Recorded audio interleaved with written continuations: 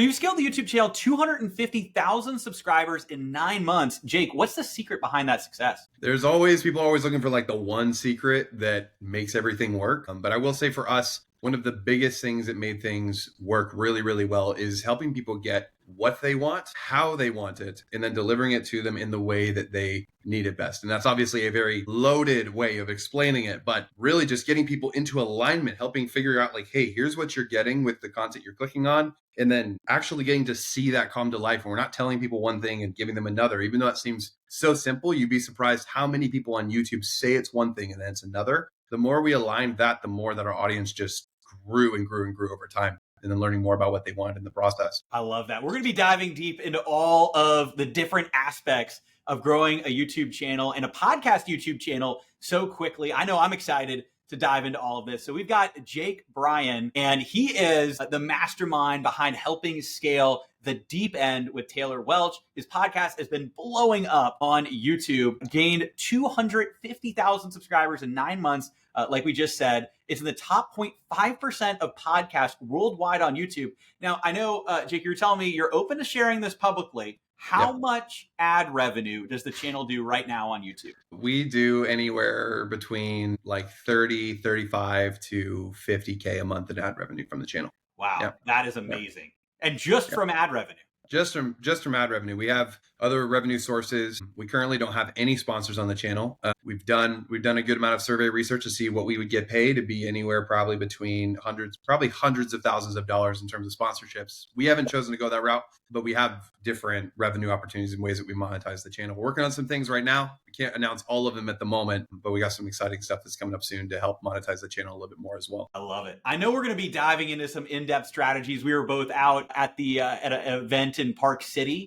Yes, that was put on by Chamber Mastermind with the wealthy consultant. I know you're part of that as well with Taylor Welch, and that was fantastic. I would share some YouTube ad strategies. You were diving deep into all things YouTube channel growth along with Taylor, and I'm really excited because we're going to be going deep. I know you asked me how much can we dive in, and the other podcast that you're doing is The Deep End, so this has got to be deep on the marketing side. Yeah. But that said, take me back, because I think it's really important to understand how fast this growth was, and because that's going to allow us to really dissect what happened. Last February, where were you at in terms of subscribers? Where was the channel at? Because I don't think it wasn't at that $35,000 a month in revenue and millions of views. Where was the channel at last February? We had made about $120 from 2 years of YouTube. We had been shooting YouTube videos just about every week, pretty consistently for about 2 years. And the channel was we had maybe 2 to 8 comments per video. I really couldn't, to be honest, I had a hard time getting above 400 views. The weird thing though, was that I would have a video hit 5,000 to 8,000 views, but then I had no idea how to do it again. That was the scariest part of YouTube, is like, yes, you can go viral, but if you don't know what your data says or what it's telling you to change, or if every video that you're making is completely different, then you really don't know how to adjust. And with our content, we had been changing everything week to week. I think one of our videos that did well was like, we made fun of Dave Ramsey a year and a half ago, and that one got 9,000 views. It's like, are we going to be known for that? Like, is that what we want your brand to be known for? And the answer was no. So in February of last year, we did decide to do the podcast. Kind of, I like to call it more of a last ditch effort on my end, because Taylor and I have an interesting relationship. He's the host. He's the person that's creating the content. I'm the one on the back end that's doing the filming, some of the ideation, all of the editing, production, stuff like that. So the channel in February last year was about average of 200 to 300 views per video and $130 a full year of a full 2 years of creating content. Very small, very small. And I think a lot of people that might be watching or listening could be in a similar spot where they've been trying this out for a long time and they're trying to figure out, okay, how do they break through? And I think that that's the thing that a lot of people are going to be really, really curious about. So we're going to dive into some of the things that you're doing now that are continuing to push that growth.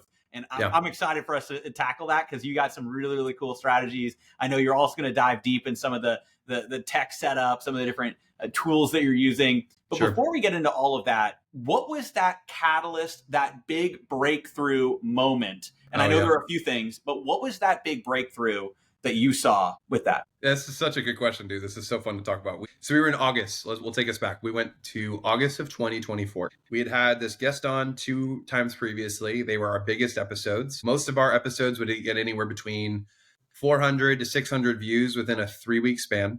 We had this guest on that was a little bit more popular on TikTok, didn't have a YouTube presence yet, but when they came on our show, their episodes did anywhere between 1.5 to 3.5 thousand views, but we weren't really getting the channel to move. The third time we had them on the show, I remember I was working on the title, and we kind of discussed a bit of an interesting subject, and it was about Solomon and the Bible, and it was about how he kind of not invented but kind of was like working with witchcraft a lot. And I was like, man, a great title for this video would be The Origins of Witchcraft. And I was like, man, that really sounds crazy. But then I went to a mentor of mine. His name's Daryl. He's the best, in my opinion. He's he's the best at what he does. There's nobody who knows YouTube like Daryl. He's incredible. So I love him to death. But when I got on a call with him and I was asking him, I said, Daryl, what do you think of this video? And he looked at it and he was like, does the origins of witchcraft sound interesting to your audience? And I really sat there and I was like, he's like, who are you trying to talk to? I said, we're trying to talk to business owners. He said, what does a business owner care about the origin of witchcraft? I was like, that's a really good question, because it's just such a basic thing. Like YouTube is not as complicated as we think it is. It's usually just what does the person want and then giving them that thing. And I was like, well, I guess that's not that interesting to them. And he started to ask me and he was like, hey, what did this podcast mean to you? I was like, well, it was the fall of Solomon. And he's kind of like, or why he fell. Like, we always look at Solomon in the Bible as somebody who fell, but he was very rich and he was very wise. But he kind of just went crazy on his own way. And he's like, you just said your title. I was like, what? He said, you just said your title. And I was like, what is it? He said, why Solomon fell. And I was like, why is that? Oh, and then it started clicking in. He was like, what does that have to do with business owners? What does that say? The title, the fall of Solomon. What does that say? It says like, okay, the wisest, richest man who ever lived. Any business owner can relate to this. Any person who wants to be successful, they don't even have to be a business owner. So now you've got a wider market that you're able to speak to. All of these people are interested in the fall of Solomon, what made him fall. And a lot of our content happens to be more around spiritual principles and things like that. And so I ended up changing that from why Solomon fell to the fall of Solomon. And we took that title. And then we had 3 subtopics that we talked about that. This just works for our title flow. I don't recommend everybody do it, but for us, it worked this way because our video was about an hour and a half long. So we put the title to be The Fall of Solomon, Manifestation, Visualization, and New Age, or something like that. Very, very similar. And then I added the thumbnail, and it just had the 2 people on screen. I added a picture of Solomon and a little pentagram around Solomon. So this is a really big key that we learned that helped us moving forward, which was contrast. You see somebody who's supposed to be really great. When you see Solomon, you're like, oh, this dude's good. And then you see a pentagram and you're like, your brain just goes like, what is that? So you're sparking curiosity. You're creating contrast within the brain, and you're also making it very, very just, you're bringing intrigue to the audience, I would say. And so people are clicking on that video. That video now, I can even look it up now. If you go to an incognito web window and look up Manifestation New Age on YouTube, that is now the #1 video in that category at this point. It's now, yes, the 4th video because we did 2 other videos about New Age, which is crazy because we're not a New Age channel. We're not a New Age channel. And so that process of really thinking through, what did this episode mean to me? What did we actually cover? And then what would it look like to package what we just talked about in a way that's interesting to the audience that we're trying to reach without singling them out completely from the rest of the market? I love it. And I think this is one of the things that's so important for people to understand is how sometimes it's just those small shifts. Mm-hmm. It's the content that you're already creating, you're already producing. And the interesting thing, what happened after the channel blew up? The old videos, did they stay at 300 views or what happened? I know the answer to this, but for everybody watching or listening, what happened to the old videos and the old content? The old videos, they weren't growing a lot on their own. We had I think we were at about 25 or 30-ish amount, somewhere around there. I don't remember how many podcasts we had done at that point. We were somewhere around there. I don't know. Mm-hmm. But I ended up realizing once I knew what was working with our new content, I took about a month and a half as the channel was just skyrocketing. I mean, that video I think it was at 200,000 views in the first couple of weeks. It was just, the algorithm just blew it up. And my next thing was like, I didn't change anything for the old stuff yet. I took a little bit of time and I was like, how do we lock this in? How do we figure what just worked and why did it work? And then how do we take the data and make it better? Once I was about probably 2.5 months in, I think in November, so end of August is when that video publishes. We get to November. I start going back through all of our old videos. And I started doing the exact same process that I went through with Paul Salmon. Now, to give an example, we had our first video ever was, I think it was called What God Thinks About Income Inequality.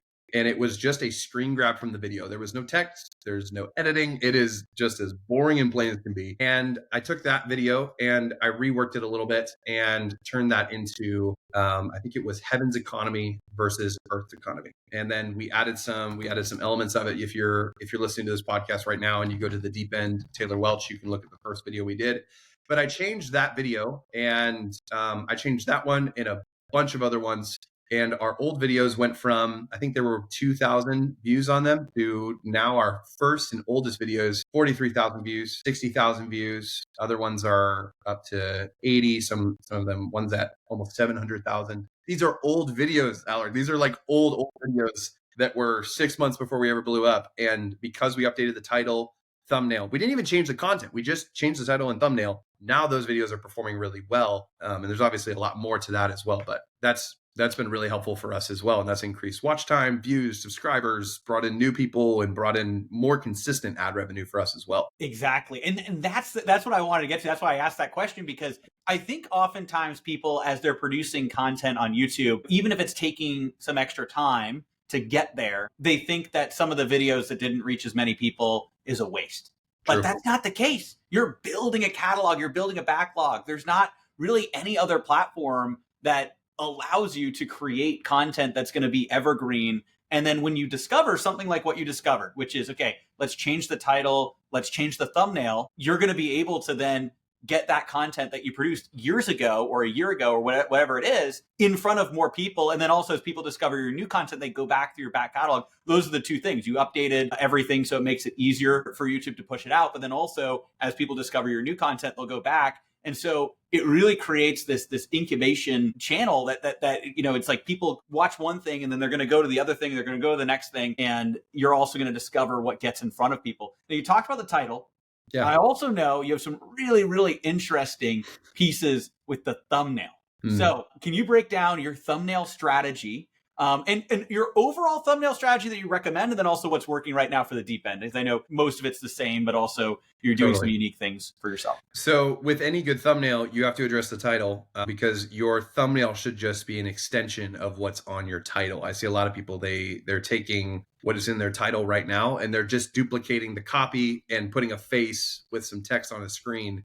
And then the viewer's having to read the same thing twice, which is more work for them. Your thumbnail at the end of the day, it really just needs to tell us, it needs to tell the story of what's in your thumbnail. If there's something in your title that's like kind of hard for someone to visualize, I think that'd be probably the first thing I would go to is like, how would I bring a visual to this? And so one of the things that I do is I love to think of like something big, like what's something really big that's coming from this title. To give an example, we had like there's this one thing, it's called The Universe Before Humanity. And then in the thumbnail, we put The War Before Earth. They kind of mean similar things, but they have different implications. And so the words that I'm using in my thumbnails are just always correlated. They're always correlated and related to my title.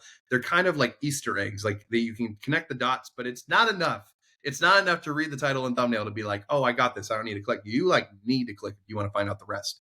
And then when it says The War Before Earth, there's a huge, like massive battle scene. And you can see it and you're like, dude, what do I do with this? And so my philosophy at this point is, how do I bring a visual of what's in the title to the thumbnail? And then in the thumbnail, can I tell a story that takes only a few seconds to understand, but it would take as long as the video is to really understand it at a deep level? So there's probably a lot more we can go into that. But when it comes to thumbnails, I'm using very, very specific words. Let's talk about copy. Yeah. When it comes to thumbnail copy, this is a really big deal. Sometimes I do anywhere between 8 to 9 iterations on a thumbnail. Thumbnails they just take time. They're not easy, but they're really important. A good thumbnail is going to be the difference between a 20,000 viewed video and a 600,000 viewed video. I can tell you right now, we have a video that's exploded. It's one of our fastest exploding ones ever. The amount of people that are clicking on the thumbnail is almost twice as high as our other content. And we've had this person on the show before and nowhere near the same performance. But when it comes to thumbnail copy, what I'm really trying to think of is I'm trying to get the audience to, yes, I want to get them to understand a story, but Two, I really want them to have a lot of questions when they read this. One story that I reference a lot is a buddy of mine, John. He was looking at my YouTube channel, and he's a little bit ADHD, like he just kind of looks at everything, and he's like, "What is this doing? What does that do?" And I was like, "John, what do you think of this thumbnail?" And he read it, and he was like, "It's cool." And I was like, "What do you mean? What do you mean it's cool?" He's like, "Well, I read it, and it was cool, and I just moved on. Like, I don't need to watch the video to understand the rest of it." And that just made my brain break. I was like, "What do you mean?" And it basically what I was learning from this was there's so many videos that we put titles, we put a copy in a thumbnail, and then people can just read it and they don't need to watch the video to find out the rest. And so when you're working on thumbnail copy, one of my encouragements would be like, really think about what questions is the audience going to have, or what answers do they need to learn as a result of this. And we would explain that or give a word to that using the word novel, making something novel is a new idea, something that most people have never, ever heard before. You want an example of this to be helpful? Oh yeah, let's get an example. That'd be great. Okay, so since we're in the spiritual category, whatever people believe is totally great. But when we're in the spiritual category of Jesus specifically, and a lot of churches are really good at talking about prayer. If we weren't careful about what's in our thumbnails, we would easily get wrapped in with other churches. But even our main audience right now is people who listen to Joe Rogan and Jordan Peterson. That's what the data is telling us. And so one of the things I did for a thumbnail is called The Mechanics of Prayer. I don't know of any churches that are talking about the mechanics of prayer. That's the title. But in the thumbnail, I'm like, how do you make prayer interesting to people? Like, how do you just be like, pray more? That's not going to get people to click. So what I did is I used the copy in the thumbnail. It's called The Bridge to the Spirit Realm. Now, bridge has a lot of implications to it. Bridge is something you have to walk across. It means that you're not there yet. It means you have to use it to get there. And then the spirit realm is something that we can't necessarily see, but a lot of us know it exists. And so there's so many implications. It's like, wait, and if you just saw the thumbnail and it says the bridge to the spirit realm, your next question would be, what is that bridge to the spirit realm? And then the next thing is the title. And that title says the mechanics of prayer. So now you have a lot of questions. Your head should be spinning right now. You should be spinning. And then what we have up on the actual thumbnail is a picture of somebody looking at a holographic screen that was made with AI. They're looking at a holographic screen in space praying. It's so novel. It's very different. People are not used to seeing it. They're not used to seeing it explained this way, because a lot of content that people are putting out is they're saying the same things as everybody else, but they're putting their own lens on it. And that's essentially what we're doing with this content is we're saying similar things, but we're taking a different approach, and we're coming into it from that aspect, and then putting that beautiful novelty onto the thumbnail and making the content stand out versus how to pray better would not get us any clicks. But the mechanics of prayer, quantum entanglement, provision, and timing, these are all things that are connected to prayer, that are all problems that people have. So now we're getting into title territory, but this should give some context for how I'm thinking about thumbnails. Absolutely. And just listening to this. So if you're listening and watching, you hear those two different titles, what it could have been versus what it actually was, that actually dives into, instead of how to pray, the mechanics of prayer, and then talking about the quantum entanglement, the bridge to the spirit realm. These things, it makes you want to watch that video, right? Mm-hmm. Versus a video you feel like you've watched before. And I think that's such a big piece, because you're getting in front of people that are on YouTube. They're consuming content. They're watching content. Why should they watch your video? Now, in a second, we're going to dive into what to put in the video, because there's a lot of strategy behind that as well. And I'm really excited, Jake, for you to dive into that. But before we get there, I actually want to go tactical for a second, because you mentioned certain tools. I know you also shared this at that event that we were both at recently. What are some tools that you use? And I know some of the answers to this, but do you use AI as part of this? Do you recommend that? What do you use right now to create these titles and thumbnails? I'm using primarily ChatGPT for Dolly, specifically for our images. I don't recommend everybody does that, though. I use it specifically because it's really hard at times. I like to use Google Images where I can. There are times where I'm able to use Google and just free stuff, whatever, and use that for thumbnails, which is great. But sometimes if I literally can't find something that's going to explain or visualize AI has been a really good tool for us to use. A lot of people ask what I use for editing software. I just use Adobe Photoshop, nothing special. A lot of people wonder if they can use Canva. Yes, Canva is great. I don't personally use it. But, Photoshop and ChatGPT are the two things I've been using to make our thumbnails. Maybe that'll change, but that's what we're currently using. And when it comes to the titles, and I saw you do this, and I think one thing that a lot of people are just, they go to ChatGPT and they maybe put some information in, and then they get one title and they say, okay, that'll do. I know you're using ChatGPT to help with titles, but how do you use it that's different than the person that just creates one title and uses that? For one, I've got templates that I do. I've got a template that it knows all of the titles that have worked well, but I know that's probably not helpful for people to know. So now that I've figured out the title, that's one thing, but I'll give more of what I would do if I didn't have that title. One, when I'm feeding ChatGPT, what I'm doing now, I literally just started doing this in the past few weeks, even after the event, is when I'm shooting the content. Now I'm shooting a podcast for everybody else. That's different for shooting YouTube, whatever that looks like. But I like to write down what are all of the topics that we covered. And then when I feed that to ChatGPT, and then I'm asking ChatGPT, I'm saying, what is the common thread that you see between these 10 to 20 different subtopics that we covered?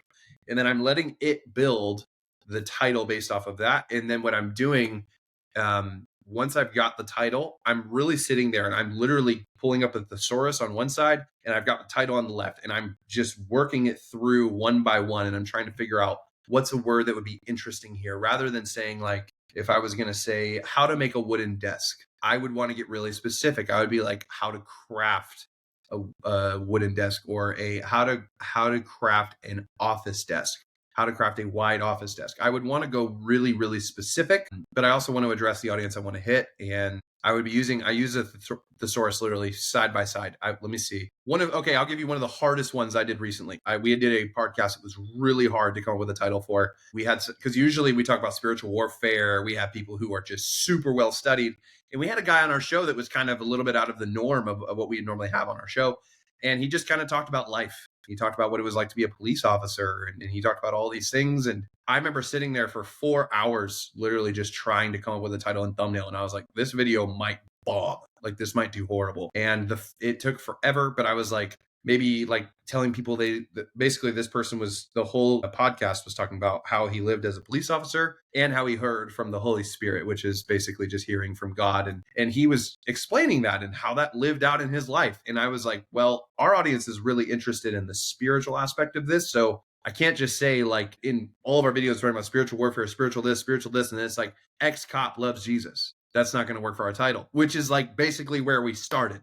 Where we ended up coming up with the dual reality. And then I went back and forth with their title, and they were like, oh, they said something. This is really interesting. This person said something in the episode that made sense to everybody in the room because we knew who that person was. And they said kingdom versus empire. And the person I was working with said, hey, you should try that as your title. And I was like, okay, you're a great copywriter. Let's see. And I had a different thumbnail, and they were like, put evangelism is broken in the thumbnail. And I did that. So evangelism is broken was in the thumbnail. And then in our title, it said kingdom versus empire.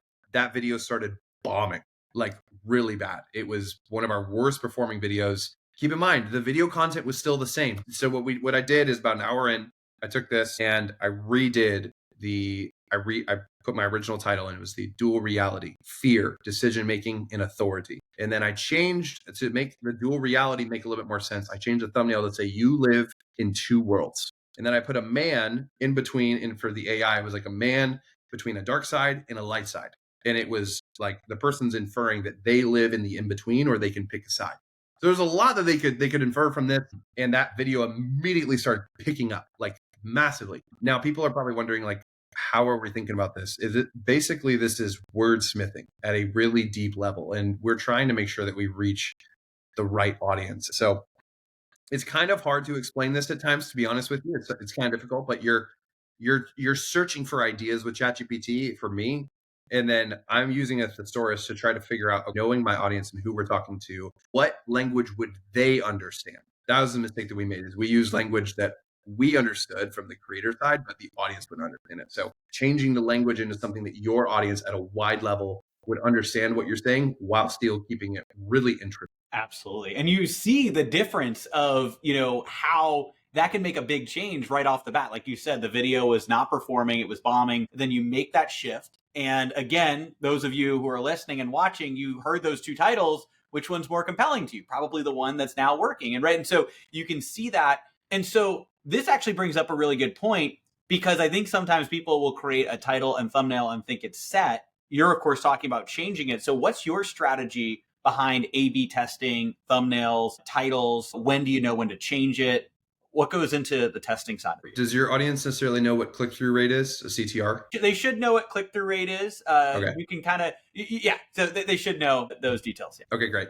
So what we do is when we publish a video, in the first hour, I'm looking at what is our CTR, click-through rate. For us, a good CTR in the first hour or so is anywhere between 9% to 12% for us. If we know a video is going to do really well, we're going to get anywhere between 9 to 12%. And so what we're trying to figure out is, once we've got that figured out, if it's anywhere below 9%, if it's falling below, like this one specifically that we were just talking about was around 6%, 6.5% CTR to be exact. I remember because it's basically built into trauma in my body at this point. just kidding. But that was terrifying. We were at 6.5%. And so basically my philosophy is I'm looking at what's happening in the first hour. There's different ways you can go about this. YouTube does have a feature where you can test multiple thumbnails at once. I did just try this recently. I had two different titles I had two different thumbnails. They were both really good. I liked one better. My wife liked the other one better. And my wife hates watching YouTube. She doesn't watch stuff. So she's really hard to please, really interesting person to ask about it. And she liked one better and I disagreed. And so we just did a test and we gave YouTube two different thumbnails. Most people are like, wait, two thumbnails for YouTube? Like what? Yes, sometimes in the early days, I used to create anywhere between 4 to 7 different thumbnails, separate, even just slight variances in color or difference in an image or a slight different way of wording something. And then I will put that and have YouTube test it. About an hour later, come back. And then I found, to be fair, just in my own selfish ignorance, my thumbnail did do better, if you were wondering. So we ended up using that and that did well. But yeah, usually within the first hour, I'll figure out what the CTR is, change it. And then if it starts upticking, we will just leave it alone and go from there. But some people change days afterwards. Just depends on what you want to try. And you can always update your old videos like we were talking about. We had old videos and we changed our title and thumbnails. And then those exponentially did a lot better. Yeah. Yeah. I think that's something that is a lot of low-hanging fruit for people, especially when they discover a formula that works well, like you did, to go back through that old catalog. And that can give you that big boost that you're looking for, because you found what worked and then you're applying it.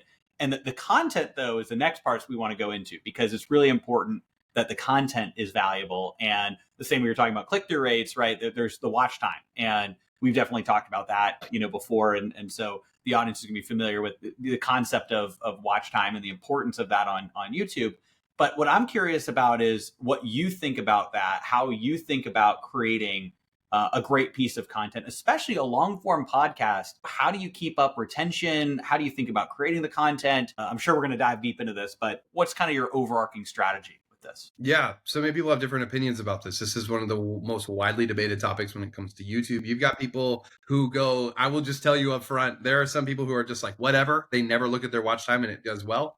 And then there's other people that they watch it so carefully. You have Mr. Beast. I don't know if you know this, but Mr. Beast has people, literally, he pays people to watch his videos and they do an eye tracker with a webcam to see when their eyes look away. And that's how they re-edit their videos. So Wow. If you want to go full psycho, you can do that. Try that out with your editing and everything you're doing. But what I found, because obviously you got to like live life and like eat food and spend time with your family and stuff. But with our content, really what I've simplified it down to is if you see something in a title and a thumbnail, give it to them in the first minute, or at least give them enough to let them know that you can buy their trust and tell them, hey, we are actually going to make sure you get what you clicked on. And so one of my favorite things that personal practice that I like is if, let's say I have the word trauma or world in the first 30 in the thumbnail or the title.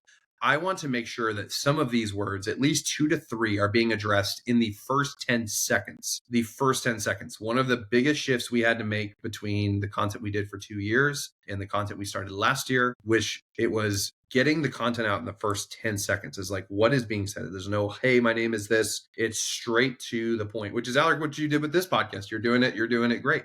And so that's something that we've started doing is in that first 10 seconds, we are saying, or we are mentioning the concepts or the ideas that are being addressed in the title and thumbnail in the first 10 seconds. And especially in the first minute, that's one of the biggest things is that first minute is you're literally trying to purchase people's attention. And especially for a 2-hour long podcast, you really have to, it's got to be interesting. So we take care of that through now with the podcast. We personally do what would be most people would label as a trailer. The trailer consists of captions on screen so people can see the words. Those words are in the middle of the screen. We're using music, and then I'm pulling the most interesting parts of the episode while finding a couple of open loops to put in that first 30 seconds to a minute. And there's all sorts of things. This is a huge topic. So we can go into what makes great story. We can go into keeping an audience engaged, like what parts of this would be helpful to dive into the most, because this is a really big subject. Well, I think we definitely want to deep dive into this, but I think we're already talking about engagement. So let's continue that throughout the video, and then we can dive into the story and some of the prep work, because I know you have a really interesting, process around that too. Or you and Taylor do, that is to say. And also I want to dive into what it's like, producing a podcast, because I think that's a really interesting way of, or a YouTube podcast or YouTube show, because that in of itself is its own thing. So we'll dive into that in a second. And we're opening some loops here, by the way, so you can learn, from us practicing. Love it. Well done. But that being said, let's continue on the engagement. So you've now captured their attention, first 30 seconds, minute. You've done the trailer style. Where do you go from there to keep their attention? For our show, we just kind of jump right in. We're like, hey, what's up? Welcome back to the show. We're kind of going into anything that's like relevant or interesting.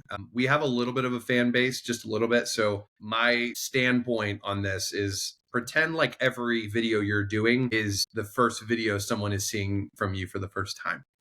Don't ever pretend like you have a subscriber base. Just don't do it. Like if you want to guarantee less views, do that. But we only do it like a little bit. We only do it a little bit at the beginning. We're just like, hey, what's up? Intro people if we need to talk about life stuff. Or sometimes we got put on like a news network this past a couple weeks ago or something, and there was some drama.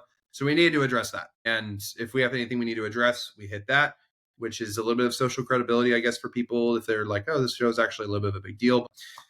Once we've got that, we're usually pretty good about being pretty quick into like, hey, what's the topic we're covering today? Why? And then we're starting to cover what's the topic, and then why are we talking about it? The next thing we have to cover is like, not only what is it, but why is this relevant? Like, why do we care? And if something is novel, therefore it needs to be explained. If a concept you're teaching is new, then you need to explain to your audience why it's important that they learn it, because this is work. Like mentally, they're going to have to work to learn this, they're going to have to just listen to it. So you want to give them some relevance. You want to give them a little bit of story. What we found that's the most engaging to viewers is actually like personal experience, whatever this is. Sometimes when people just teach concepts, it kind of comes across like we're going to college and we're listening to a lecture. And so you're laughing because it's true. You see this all over the place.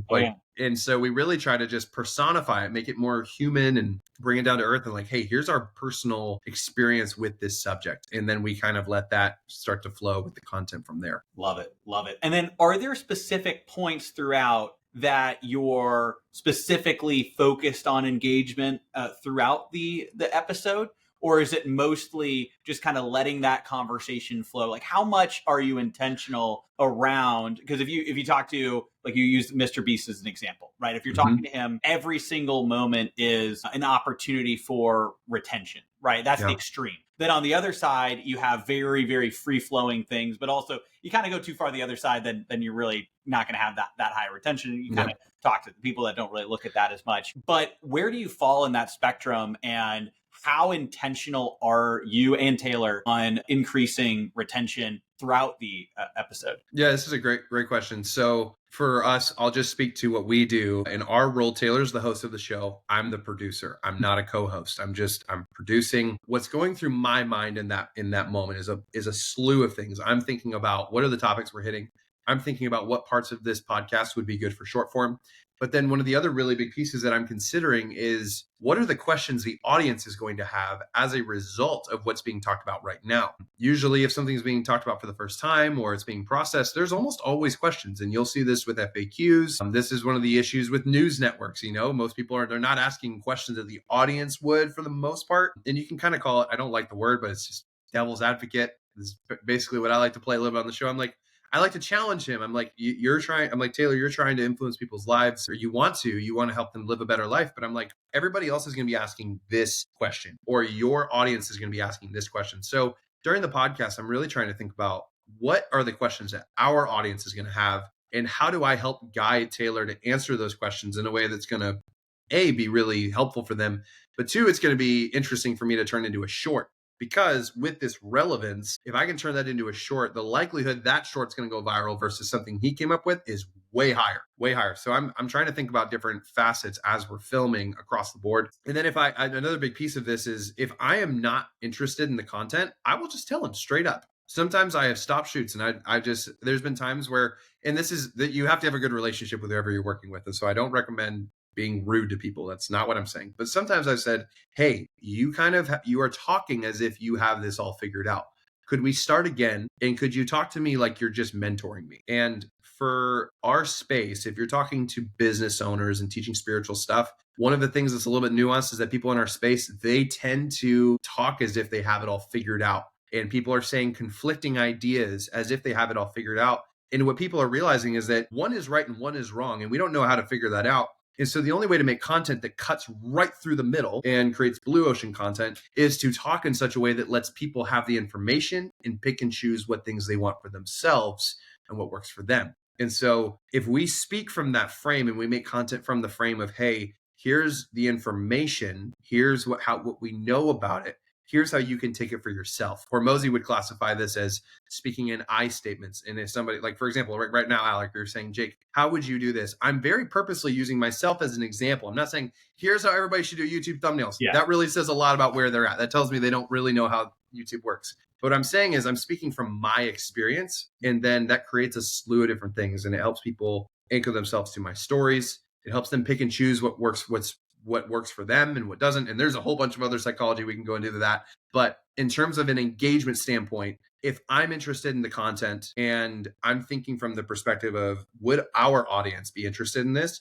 that really helps with people being interested in the content and staying more long term. So those are some of the things that we're doing throughout the episode as we're literally filming to work on this as well. Absolutely. And I think that that's one thing that is really valuable. And one thing that I noticed, one of the cool things that happened at that event in Park City is you actually kind of went through from beginning to actually even simulating, filming an episode. And we got to see all the different, parts that you play as the producer. And so I want to dive into that. And in a second, we're going to talk about shorts because you brought up shorts. That's the next section we want to talk about. But for right now, let's zoom in to what your role is as a producer. And this might be, because let me preface for all the people who are listening or watching, right? You might be an entrepreneur watching this and you're asking yourself, okay, what does it look like to have a producer or have somebody who's already on your team that's in that kind of creative role, maybe step into a producer role. And then alternatively, you might be that marketing person on your team and there's an opportunity to be that producer or that creative that's kind of going in and doing what Jake is describing here. So I want you to think about that as you listen to him. So Jake, what does that role look like when it comes to you being a producer? How is that synergy between you and Taylor? Maybe you can kind of give people a bird's eye view and then we'll dive into some of the specific things you do. On the show while we're filming or all across the board? So Okay. Maybe we start on the show and then we can kind of take a step backwards to, before and after the show as well. Okay. So on the show when we're filming, my frame that we've kind of coined that works for us and for Taylor and I is he is a mentor and I'm a mentee. So I'm very much interested in asking questions as a producer. I'm asking questions for myself. If I feel like something I have a question about is relevant, the audience would have as well, I'll ask for myself. I'll explain my own story with it and whatever, and I'll ask him on air and go from there. I'm also making sure that I'm writing down points that I feel like could go viral, like shorts, if I find there's a complete story. So I'm looking for that. I'm looking for keywords or key questions that are being asked to figure out what phrases or what things do I want to put in the trailer that's being said here that's relevant to this subject. I'm also writing down anything that I need to do in editing. Sometimes I just started recently doing this. D-Rock did this with timestamps. I'm updating it. I'm doing it with keywords because most of the editing softwares that are available now are with words and transcriptions, and you can edit with transcriptions. And so right now I start editing, okay, this keyword was said, let's cut this or let's do this and fix this instead. So as a producer, I'm making sure that we have great content on the show. To give actually a little bit of reference, this will be helpful because this is a different podcast. I just got back from Cincinnati this past weekend and I was shooting with two guys and I wasn't on camera. I didn't have a microphone and I didn't have a camera. And what I did with this as a producer is I took the person who was asking questions to the host and I was texting them questions the entire way through. I was like, dude, your audience is going to be wondering this, they're going to be wondering this, and they're going to be wondering this. And so I just started open looping him like crazy. And that led to some of the most interesting, novel, new content with this creator who's been on hundreds of podcasts. He's been on our podcast and he's a big deal, but he's never to find, as a producer, my job is to find gold and bring it to the internet. That's my job. Find the gold and bring it to the internet. Find the thing that's different and help more people see it and more people learn from it and enjoy it along the way. That's it from a filming perspective. From an overall perspective, I have a responsibility to look at the overall growth of the show. I'm looking at, is the show sustainable the way we're currently doing it? We have somebody on our team who works with getting us guests on the show, which is a thing that helps us a lot, which is another key for a lot of people who are doing YouTube, is collaborate, work with other people, because your content, sometimes you're kind of punching around and you're throwing stuff at the wall and seeing what sticks. You need to collaborate with people and see what, like, if somebody is already well known in a niche, that will help you find what your audience is and how you speak to your audience. So that's just a little thing on collaboration. But for example, to go back to something I said earlier, is when we talked about making fun of Dave Ramsey, we got a lot of views. Just because something gets a lot of views does not make that a piece of content you should do it again. One of the biggest things I'm thinking about is, what is our content doing for our reputation and our trust long term? A big piece of YouTube that people probably don't think about is trust and its reputation. If people are very used to clicking on your videos and it takes 5 minutes for them to get into the content, guess what? Every time when they click on one of your videos, they're going to skip the first 5 minutes. There's a podcast I listen to right now where literally there's nothing interesting for the first 5 minutes. It's a great podcast. I found it and I skipped the first 5 minutes because I just don't care.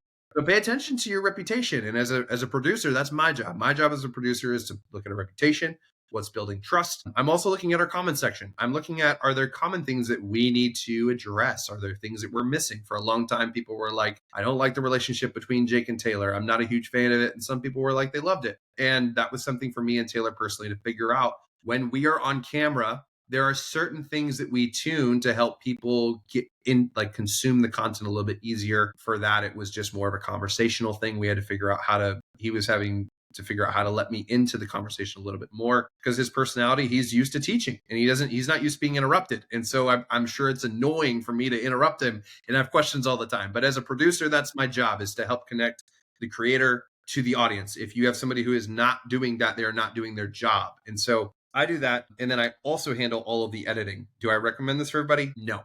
It doesn't really take me that long to edit, to be honest. Probably anywhere between 12 to 16 hours a week maximum to edit this podcast. So that's another piece of what I'm doing. I'm trying to make sure everything's coherent top to bottom. But overall, I would sum it up to find the gold and then get it to the world in the best way possible. That's how I would sum up being a producer for the show. Does that answer the question? Do you want to go deeper on it? Oh, yeah.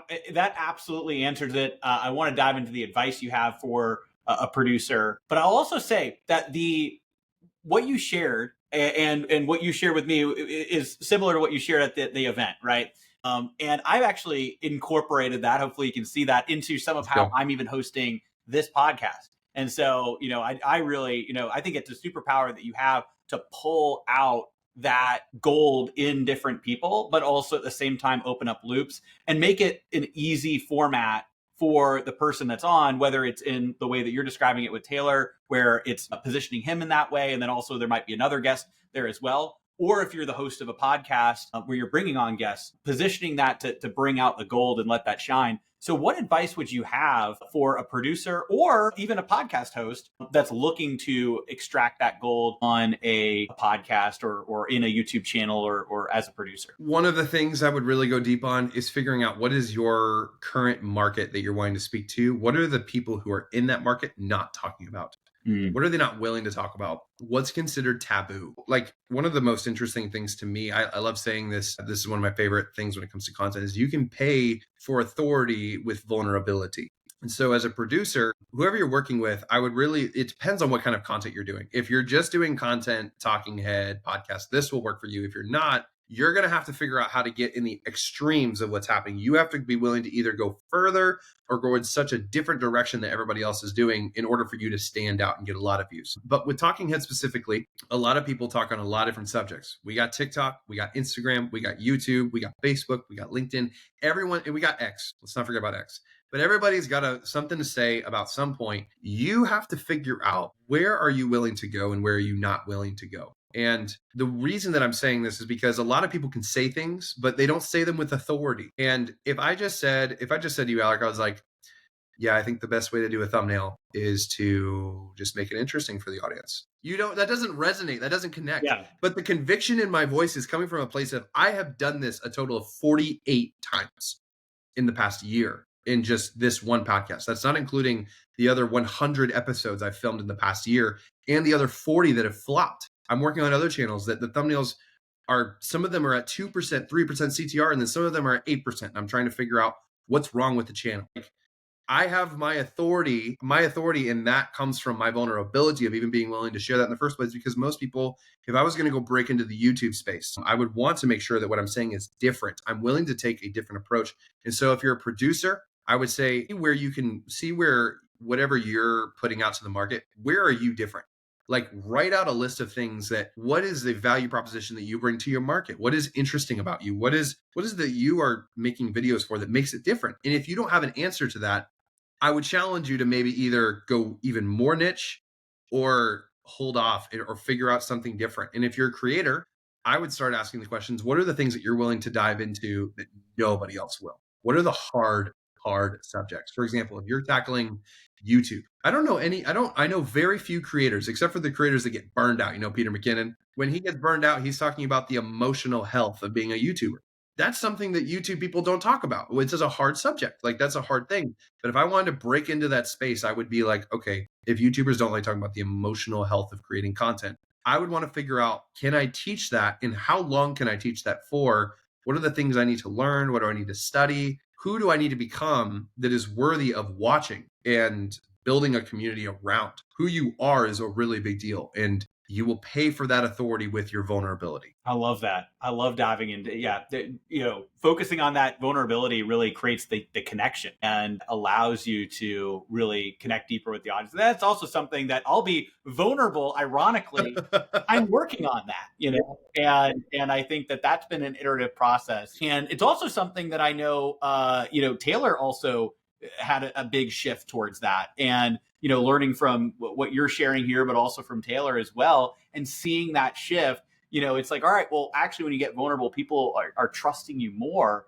and you share not just the wins, but the learning lessons, because that's how we all learn together. Yep. And then I also love what you shared about taking a stand on the different, YouTube channel or podcast or whatever you're doing. What makes you different? What makes it unique? It's like with this Marketing Minds podcast, one of the things that I got fed up with a lot of podcasts that I listen to is it's all, people sharing the same backstory and one or two tips. And I feel like I listened to an hour-long podcast and I got 10 minutes of real gold value. So what if we flip it, and in an hour-long podcast, it's 50 minutes of solid gold value, and then we back it up with 10 minutes of, okay, well, how'd you get here? What did that look like? The story sprinkled throughout.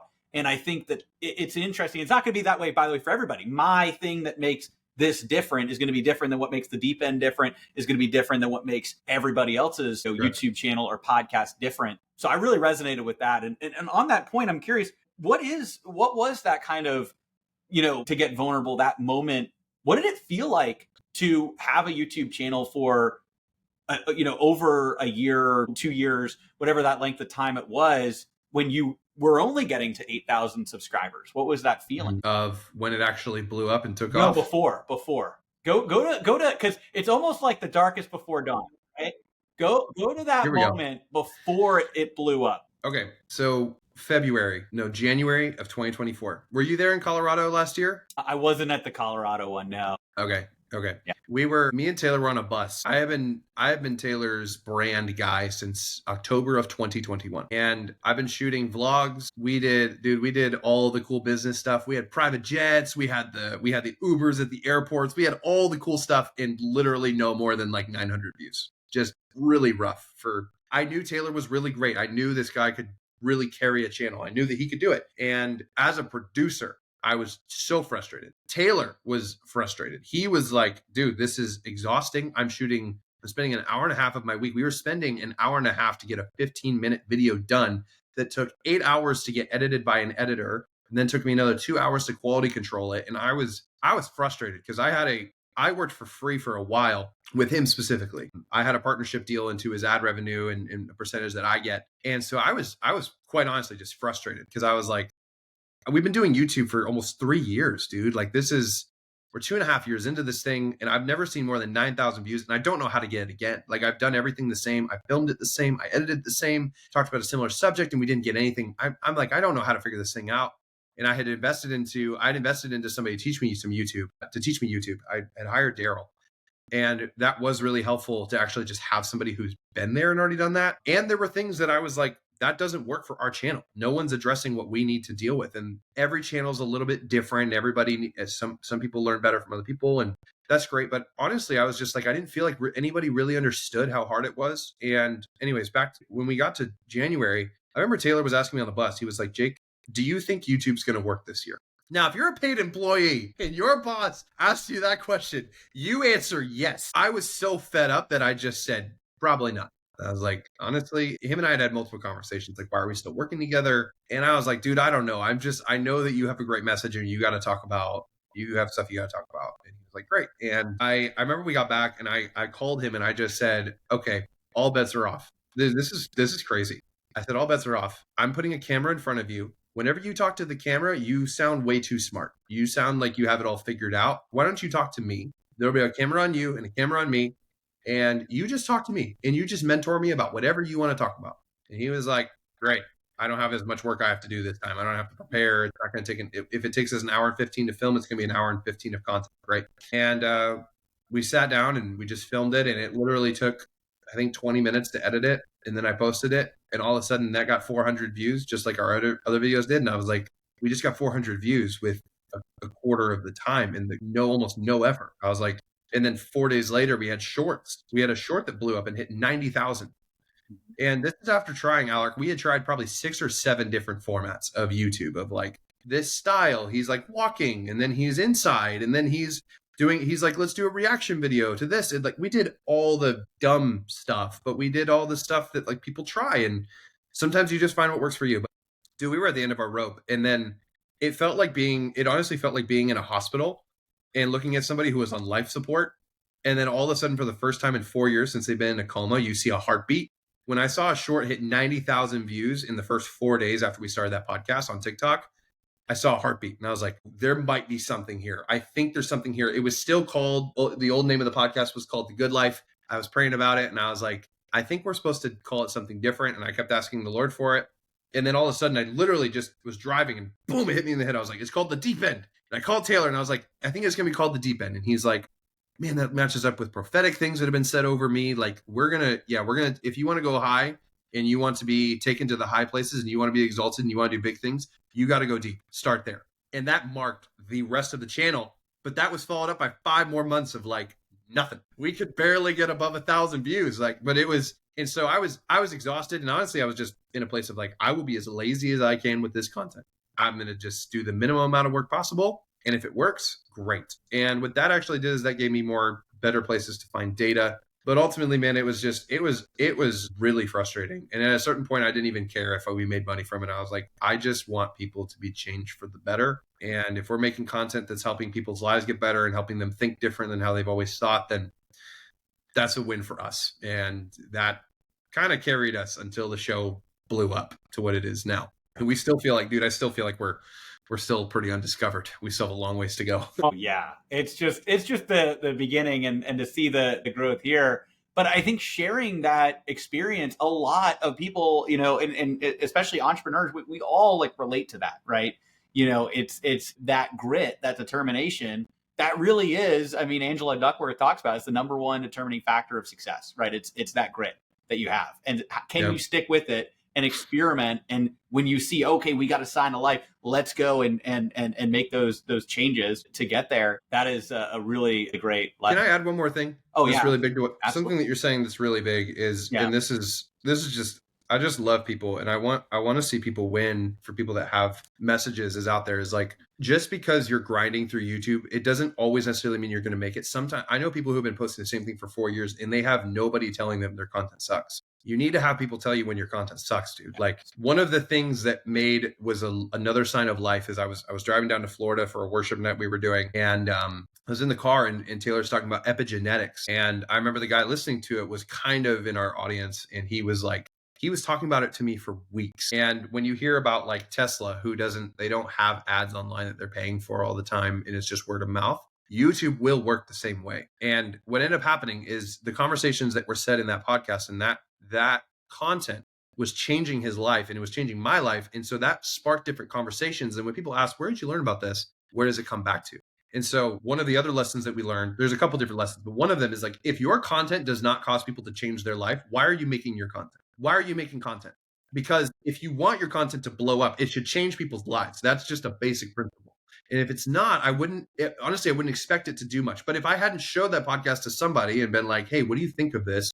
They didn't even care about the content and giving me feedback on it. They just wanted to know what was in it for them, which should tell you something else. If people are just interested and they want to know more about the podcast, they want to listen to it. They're not trying to critique it. But I ended up showing this to a lot of different people, and I said straight up, what do you think of this? And some people were like, man, it took you guys 20 minutes to get into it. I remember my wife said, man, this one episode you guys did, I think it was episode 12. She was like, you guys told us even in the beginning, you said you were going to be talking about mission for your life. And you guys said it not only in the title, and you said it in the first minute, but then 5 minutes in, you're still not talking about it. So I don't know where this podcast is going. We're like, all right, we need to tighten it up. We need to make sure we're staying on topic, and just things like that, because your feedback loop is what's going to determine how fast you grow. Your feedback loop is going to determine how many times you change the style of your YouTube channel. Your feedback loop is going to determine how fast or how slow you talk and how you approach your topics.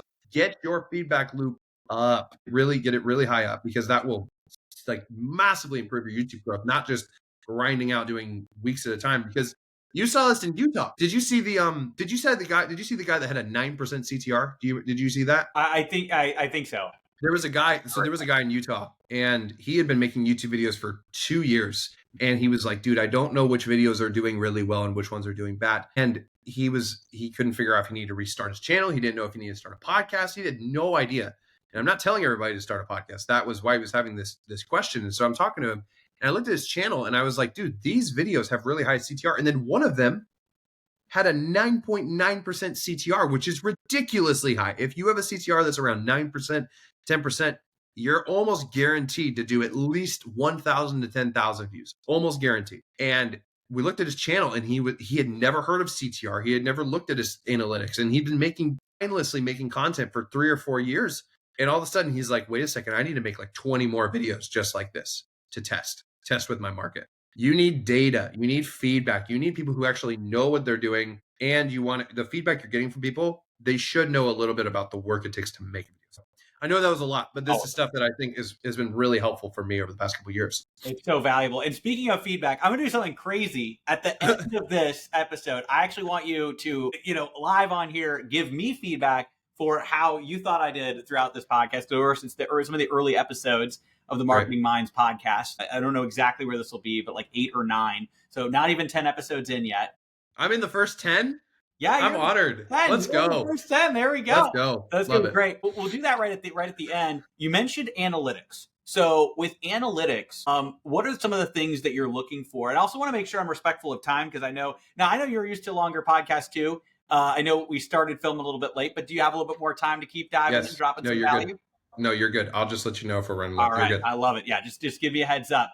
And so in terms of the analytics side, when you dive in and when you look at that, We talked about the click-through rate, watch Mhm. time, kind of more generally, we talked about watch time. But what do you look for? And I know it's different with different things. There's certain things that we talk about too, but I think what I'm curious is like, what do you look for on analytics? And especially with this type of channel as well, with doing kind of the long form podcast style content, but just overall, what do you look for on the analytics side? Okay, so let's take a podcast. I'm working on a separate podcast. I won't give the name of it, but I'm working on a separate podcast besides the deep end. So I'm working on this in real time. Like this is, I'm having to rebuild. I'm having to build a brand new channel with people who have no audience whatsoever.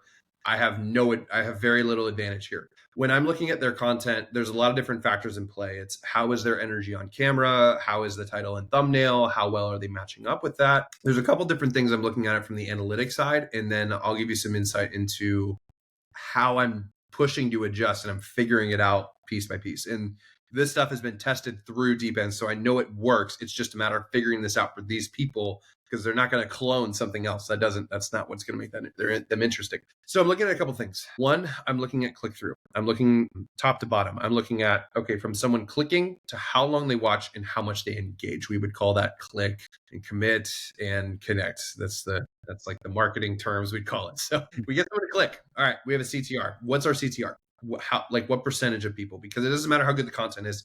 If they haven't clicked. So if my CTR is, that's the first thing I'm looking at. If it's above 6%, I'm like, okay, we're in a decent spot. I can see where we're at. Even above 4%, like that's something. That means, okay, people are interested in this topic. There is something interesting about it. Let's keep going. From there, I'm looking at the watch time, the AVD, average view duration. This is how long the average person is watching your video all the way through. On this particular podcast, here's something crazy that just happened. We had a video hit 9.9% CTR. So that means that the title and thumbnail was really good. And then our AVD on an hour-long episode was about 9 minutes long. Not good. Now, to give context, our average for deep end is anywhere between 22 minutes and 32. Okay. So for some reason with YouTube, as long as you have around a 20% to 30% retention, they're pretty happy with it. But if it's closer to 10 to 15%, YouTube is probably assuming this is clickbait. They're taking too long to get into it. And so one of the things that I just recently, just from a practical standpoint, that I'm trying with this channel right now is I just cut out the first 4 minutes of the video. We did a trailer, and so I kept the trailer. But right after the trailer, there's some drop off. And then I'm looking at this graph. There's a graph that you can see with average view duration. I can literally see a little pop up, a little spike. And so I'm violent with this. I'm very violent. I looked in, and I just cut everything between that first minute mark and the 5 minute mark. And I just cut it all out with the YouTube editor and hard cut it. So now audiences are watching the trailer and they're just getting straight into the content. There's not even a, hey, welcome back to the episode. It's straight into that, because all I'm trying to do is I'm trying to figure out what is going to get this average view duration up. I know they have to be around 18 minutes to 22 minutes to even have a chance of pushing through the algorithm. So those are the main things I'm looking at. Now, I have had both of those and the video still didn't work, which is puzzling and a little bit, you have questions like, okay, so people just watched the video and they clicked on it, but there's no, and it should be showing to more people what's going on, because the algorithm wants to bring your videos to more people. That's its goal. It's trying to keep people on the platform. And if you have content people are interested in, it's trying to find as many people as possible. With this, I ended up realizing, I was like, oh yeah, comments, zero comments. Really bad sign to YouTube. I had a video last year that we did that I put out on my personal channel. I had 200 subscribers on my personal channel, and I hadn't made a video in like 8 months, and the thumbnail was as boring as you could get it. I filmed it last minute. I had no preparation. I did basically no cuts. I spent 8 minutes editing it, which is the total length of the video. And if you didn't know anything about editing, you know that's not enough time to do it. That video, Alaric, went from 34 views in 24 hours, and I didn't touch it, and it exploded and went to 150,000 views in 3.5 weeks on a 200 subscriber channel that I never had a video above 3,000 views from 8 years ago. And the thing that made that video blow up was the comment section. It wasn't, the CTR was around 8%. The average view duration was 3.5 minutes out of 8 minutes. But the comments were insane. It was a ridiculous amount of comments. And what the reason I bring this up is because if people are not connecting with your content and they're watching it, there's no point in even continuing to make the content in the first place unless you're going to change it. Are you encouraging those comments, or was that more natural that they commented. Am I asking for comments? Is that what you Yeah, said? in that case, were you asking, or No. it's all natural? Not even on Deepin. We've not told. The only time we told people to comment was when they were an hour and a half in, and we said, "Tell us your favorite bear in the comments." That's all we did. Yeah. We have never asked for people to like. We don't ask people Oh, to yeah. subscribe. We don't ask them to comment. Which I guess when you're doing the opposite of what the market does, they want to just do it. But no, I never asked anybody to like, comment. None of that. I just literally all I did was me sharing a story and something that came from my heart. People resonated with it and they felt it. What we were saying before about authority and vulnerability, when people feel something, if your content does not make people feel something, don't create it. Don't put it out. Because in order for in order for humans to change, we have to feel something. There's a reason when you're watching a Marvel movie, you shed a tear when Tony Stark, spoiler, dies. There's music. And if you didn't have the song there, it wouldn't do the same thing. And there's different ways you can make people feel things. Sometimes that is with music. Sometimes that's the way that you speak. Even the way we're speaking right now, there's some conviction. There should be a little bit of punch. And when I'm talking about my story and vulnerability, I would almost expect people to comment on this video like, I relate. I was with Jake in that dark place. And if not, I probably need to rework on my story. But if there's not comments on this video about that story, and there's thousands of people watching this video, I'd be a little bit concerned, to be honest. I'd be like, what's going on? So when this comes to content we're creating, the feedback that I gave the people as a result of, okay, we had great click-through rate. We had a 18-minute or so average view duration. My piece of feedback was, I just told them, I said straight up, you're going to have to get better on camera and you're going to need to get better at telling stories, and you need to be okay with being very vulnerable. And you need to think about, okay, this is actually a lot. This is a lot of feedback. Stories, vulnerability, which are kind of intertwined. But the third thing that most people don't think about is perspective. Is how, like, you'll notice even during this podcast, I think this is really good for self-awareness for people like Alec. You're personally bringing up business owners, producers. You are helping the business owners and producers realize, when you bring that up, you're helping them realize that you are helping them with their own best interest. You as a content creator need to be doing that with for your own audience. You need to be trying to read the minds of what your audience is dealing with. What are the questions? What are the roadblocks? What are the barriers to get what they want to have that they just can't seem to get past? What are the answers to those questions? And sometimes you literally just need to call it out, be like, hey, most people are struggling with XYZ. This is how I have worked through it in this way, which is nuanced. It's nuanced and it takes a level of experience. But what I've seen is the most influential people in the world are the people with the ability to see the most perspectives at once, in my opinion. I think if you can see from different perspectives, you become a more mature human being, but you can also influence a lot more people, and you become a lot more trustworthy because you're able to see it from so many different points of view. People can relate with you and figure out what to do as a result of that. So that's the feedback I've had for them. We're still working on it. I'm actually filming more episodes with them this week, and we're getting better and better. But they've severely improved. Their AVD went from 6 minutes to an average of anywhere between 12 minutes to 60 minutes. So it's working, but it takes time. And it's not, I am not the magic sauce. It takes work from the creator as well. Hopefully that's helpful. Absolutely. Absolutely. And we alluded to shorts a little bit ago. Yeah. We talked about a lot of different things. Yeah. But with YouTube Shorts, you also mentioned that was, even in your story, one of the first big signs of life on the channel was a short really taking off. And of course, I know with the deep end, that's a big part of that strategy too. What are you thinking about when it comes to creating shorts? And I know the answer to some of these things. I've heard you talk about it, but are you doing this manually? Are you using AI software to create shorts? How are you looking at all of that? And I'm curious your perspective on the world of shorts and how people should think about creating short form. I think with where we are right now, currently it is March of 2025, and I think AI is horrible at making shorts.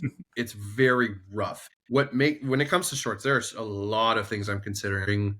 Trends, I'm considering relevance, I'm considering novelty. How different is this from what other things are being said? How interesting is this being said? I'm still learning this now, but I'm learning to be in a room with somebody who's creating, and I'm learning to pay attention to what my body and my emotions feel when somebody's talking. So to explain on this more, when we're filming, one of the things that I do, since I'm a producer and I'm in the room, I have a list of notes that I'm going through on my phone, and I'm writing down keywords when I feel something. Sometimes somebody says something in a way that makes you feel a certain way, or it makes you emotional, or it reminds you of something. I'm really paying attention to those factors when that's coming through. If I was let's say I was we'll take Mr. Beast for an example. One of the things he's really paying attention to is like what numbers resonate with people. for example, one of his first videos was he got a brand deal for $5,000, and he told the brand, he was like, hey, look, you want this video to go viral? Give me $10,000. And they were like, why? He's like, because if I make a video about $10,000, giving $10,000 away to a homeless guy, that's way more interesting than five. And they were like, we don't get it, but fine. And he gave him the $10,000. That's what it took to resonate with his audience. And that's the video that went viral. And so he knew what his audience needed and went for that. And so when I'm in the room, I'm writing down probably 20 different shorts that are coming from an hour-long podcast.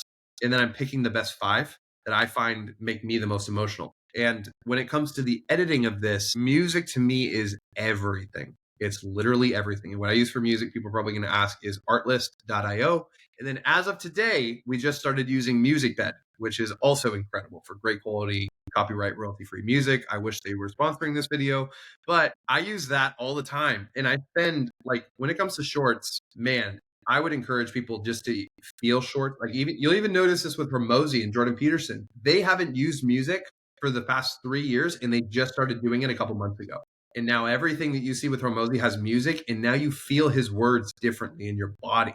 When you hear him, you're like almost like emotionally hit. You're like, dude, this guy's way more motivational than I remember him being, just because you put music on it. And if you take here's a test.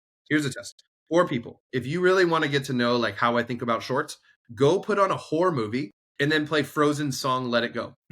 See how you feel. What does the music do to what's happening on screen? It completely changes everything, and it changes how your audience feels. But imagine pairing a song with a moment that you're pulling from a podcast or a video that hits you in the heart and combining those two together. When I do that really well, things tend to go viral. And I'm thinking this is obviously just the combo. This isn't the editing. The editing is a really big piece of this too, because you can say something really great, but if your editor sucks or doesn't know what to look for, and I probably should just say this and it might get me in some trouble, but I struggle with people who are outside the US who are video editors. And it's not because of them. They're awesome. But from a cultural standpoint, it's really important to understand what's happening culturally in the US. I don't know how different the algorithms are country to country, but if they're watching things in their native language versus versus English here, it's hard to know what's really going to resonate. I mean, sometimes I'll doom scroll. Like I only access Instagram and TikTok 1 minute per day. That's the max. I have a literal lockdown on my phone. So I don't spend a lot of time studying shorts. But every now and again, I'll go check Facebook and I'll check a Facebook short, and I'll look for the songs that are being used, and I'll go find those and I'll add those in. This is really granular. Do you want me to keep going? Okay. This is great. This is great. And so go ahead. Yeah, we started using music in some of the direct videos, which are kind of, which it just changes the whole dynamic. But when it comes to the shorts, I think there's a lot of opportunity. So even I'm taking some notes here. So I love that. Nice. And nice. These are the golden nuggets. Now we're going to dive into how people can learn more about you. But in a second, we're going to have you give me feedback. And then we've got a final golden nugget. I always prep everybody right at the beginning that we save a big golden nugget or two, or any other, final golden nuggets you want to share until the very end of the episode as well. And because we're talking about this type of thing that that's open loop, retention, watch time, all of that. I wouldn't say that on all the other episodes, but because we're talking about this right here. That being said, how can people find out more about you, about the Deep End, wherever you'd like to send them? People can find out more about me on Instagram, Jake Brian, JakeBrian. If they want to chat or anything, I do some stuff on the side, but people can message me there on Instagram.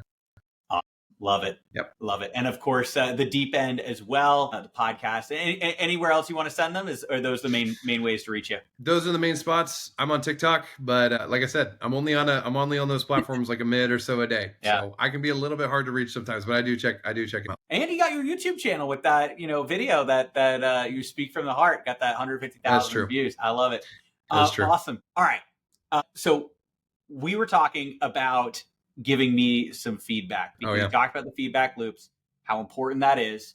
And we're going to have another golden nugget in a second here to end the episode. That's what we like to do. But before we do that, now this is a little bit selfish, but it's also for everybody, because I think hearing this feedback is going to be really valuable to see how you think about this. And we just experienced this episode. So I'm very curious. I don't want you to hold back, although maybe sandwich it a little bit, if you're going to dig in, but I'm just kidding. I'm just kidding. I'm just having some fun. Yeah. Feel free to dive deep, roast it if you want. What's your feedback on the Marketing Minds podcast? One, I think it's really interesting how you are so quick to get into the content. That's actually really rare with podcasts. So it'd make me actually listen most of the way through on this. I'm actually like if I'm on the video, I feel like I would be pretty interested in it because I feel like there's a good amount of back and forth. The things that I would have probably done a little bit differently is coming into it, doing it a little bit differently. I probably would have come in with a title, or a theme generally. And I know the theme is YouTube, but I would have wanted to go maybe just a little bit more of a specific title. If I had known for you and me both, if we both have a title, you can tell like when you're asking me questions, to get a nuance here, you can tell when you're asking me questions, I'm trying to figure out what information is best for your show. And you as the host are trying to figure out how do we quickly get to the content. I'm also, if I'm the quote unquote expert, I'm also trying to filter through what does your audience need. And so I would try to figure out your YouTube. I would try to figure out your title for your episodes before you go in, even if you have to change them afterwards. That's totally fine.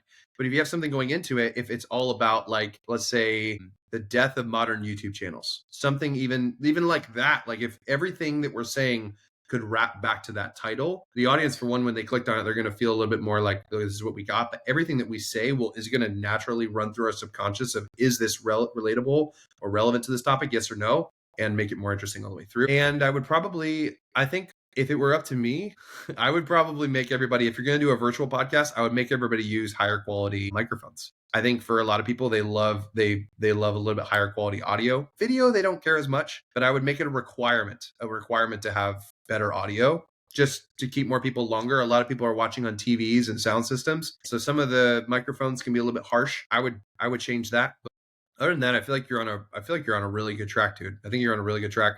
And I'm really excited to see the title and thumbnail for this episode, dude. I'm pumped. It's going to be great. Oh, yeah. I'm excited, too.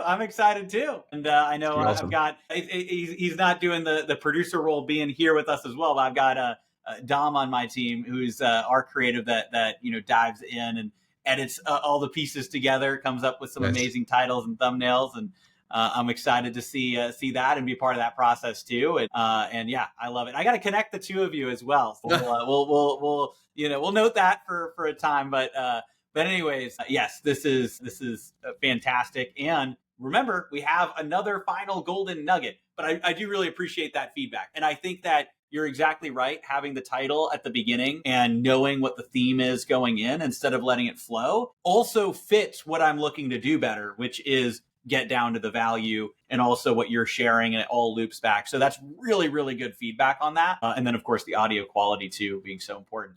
What's that final golden nugget or golden nuggets? It's up to you that you want to share with the viewers. Anything that you didn't get the chance to share yet, but any other golden nuggets of value? I think one of the biggest things that's really helpful for you as a creator and for you as a producer, it's more around your identity than is your YouTube channel. It's write your mission down of the things that you stand for and the things that you're willing to die on a hill with and the things that you're just like, dude, I don't care. Get your mission down and then go full blown after that. I think for you, Alaric, I think that's a huge thing with what you're doing. If your mission is very clear to your audience, like, look, I just want to get to the gold. I want to know what this is. Freaking, you can name this podcast The Gold Mine and then live up to that name. The Gold Mine, live up to it. That alignment between your mission and what you are going to accomplish, if those things are not in line, that is only going to cause things to take a lot longer than they need to.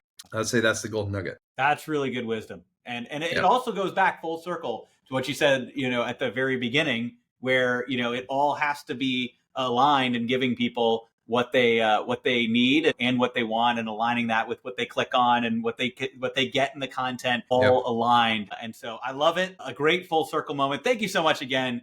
Would you like to see something cool? Yes, I love it. A little magic trick. Oh yeah. So I ran this. I may or may not have just taken all the topics from this episode and ran it through a ChatGPT generator using our custom title template.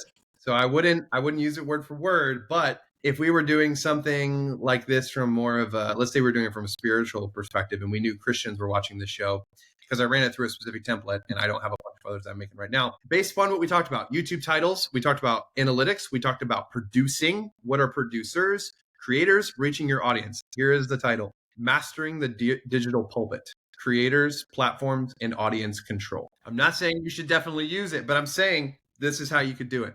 This is one of the titles you could use, and people would be like, the digital pulpit?